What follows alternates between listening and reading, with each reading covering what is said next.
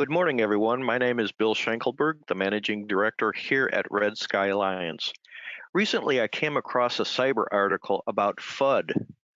I had no idea what FUD stood for.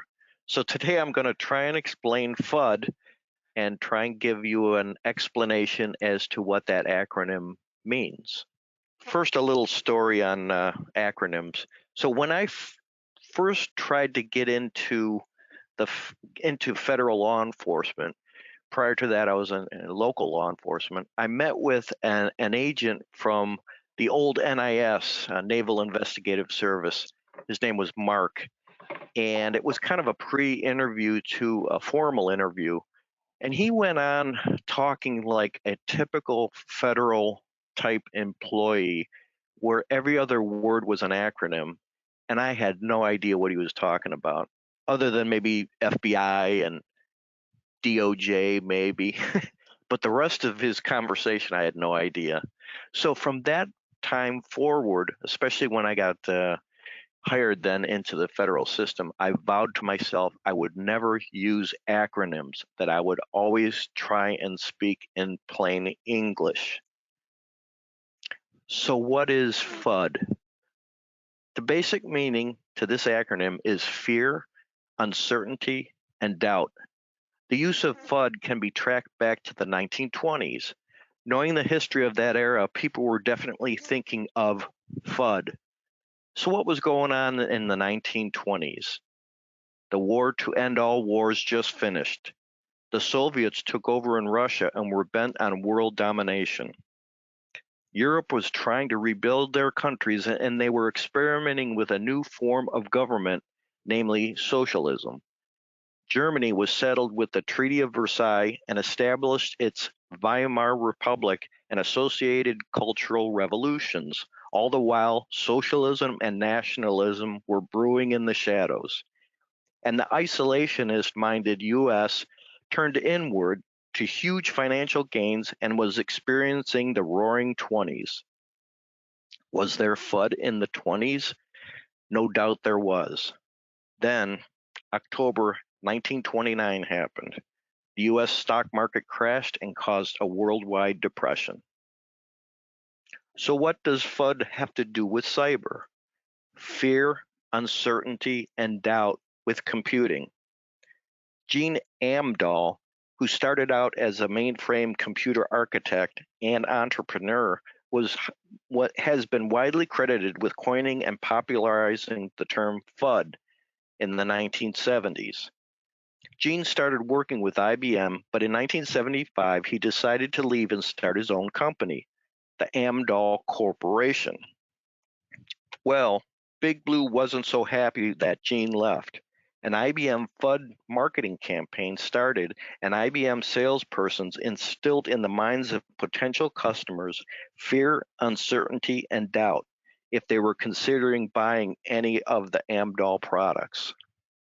This usage of FUD to describe disinformation in the computer hardware industry is said to have led to subsequent popularization of that term. From the 1990s onward, the term FUD was associated with Microsoft. Microsoft soon picked up on the art of FUD from the IBM and throughout the 80s used FUD as a primary marketing tool. That what the IBM had used in the previous decade. They ended up out-FUDding IBM themselves. This was during the OS/2 versus Windows 3.1 years. In 1996, Microsoft was accused of several anti-competitive practices, including issuing vaporware announcements. So I had to look up what vaporware announcements were, and this is where a product has not been released yet by a company, or it was actually not canceled or even developed yet. In other words, Microsoft was spreading BS. One of the alleged claims was related to having modified Windows 3.1 so it would not run on DRDOS 6.0, although there was no technical reason for it not to work. Was this considered a competitive edge? Well, you can make your own decision on that. During that time frame, Microsoft CEO Bill Gates sent a memo out to a number of his employees which read, "You never sent me a response on the question of what things an app would do that would make it run with MS-DOS and not run with DR-DOS. Is there a feature they have that might get in our way?" A Microsoft senior vice president later sent a memo stating, What the user is supposed to do is feel uncomfortable, and when he has bugs, suspect that the problem is DR-DOS, and then go out and buy MS-DOS. Microsoft was subsequently sued under antitrust statutes, and in 2000, it settled the lawsuit out of court for an undisclosed sum. But in 2009, it was revealed to be $280 million, which really in today's dollars is nothing. So their campaign basically worked, even though they were sued by the federal government. So, FUD today: fear, uncertainty, and doubt regarding cyber. Is it still prevalent? And is it still on the rise? The FUD that we're experiencing now is with users and companies who fear cyber attacks, namely cryptojacking, ransomware extortion, SSL or TLS based assaults, fileless assaults, or DDoS assaults, which a lot of times end up in extortion. The cybersecurity statistics of these types of attacks vary, and in my opinion, they all point to concentrating on prevention. So, what are users concerned with nowadays in cyber attacks? 55% of people fear that criminals may gain access to personal data. 92% of those people know the dangers of using the same password for many online accounts, which increases the likelihood of stolen passwords and credential usage. Nevertheless, 65% still do it. Sad to say, but people are actually the weakest link in the cyber attack chain. Is FUD a part of the human weakness? Well, I would say yes. Can we ever totally relieve fear, uncertainty, or doubt? The answer is really no. Can we ease it? Well, yes, through sound, proactive cybersecurity measures. Many worldwide governments are now mandating basic levels of cybersecurity.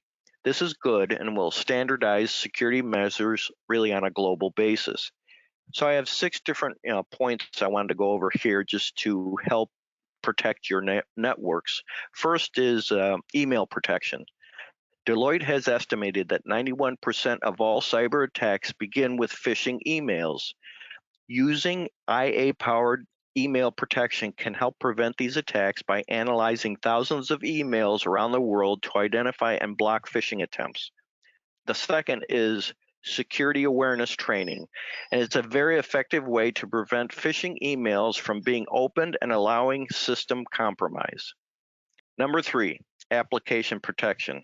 Hacking web applications has become an increasingly popular way to gain access to wider company networks.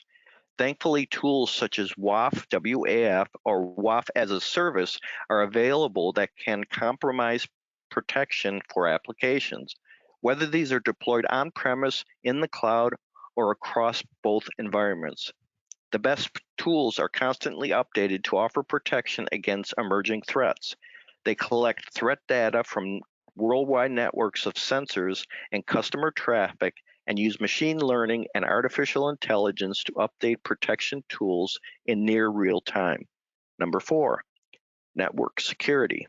The rise in remote working precipitated by the COVID crisis has greatly increased the scale and vulnerability of many corporate networks. There's a new approach to securing these networks, which all organizations should be aware of and consider adopting. It's called Secure Access Service Edge, or SASE, and combines a wide range of security features, which include VPN and SD-WAN, secure web gateways, cloud access security brokers, firewalls, and zero trust networks access, and delivers all these from the cloud. Number 5, backups. You got to have backups. Having a reliable backup or multiple backups is essential to protect vital data against error, system malfunction, natural disaster, and of course, criminal activity.